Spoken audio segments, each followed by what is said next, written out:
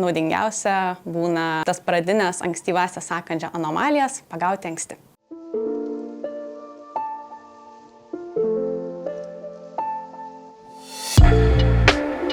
Pirmas vizitas pas gydytoją ortodontą turėtų būti 7 metų amžiaus.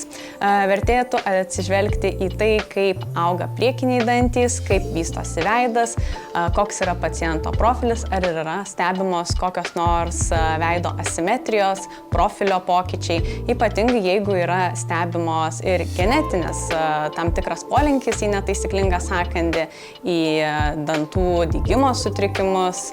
Vertėtų apsilankyti anksčiau, tai būtų galima daryti nuo 5 metų amžiaus iki 7 metų amžiaus, bet tikrai nebūtų pavėluota, jeigu pas ortodontą pirmą kartą apsilankytų ir 8 ar 9 metų. Visgi naudingiausia būna tas pradinės ankstyvąsias sąkandžio anomalijas pagauti anksti.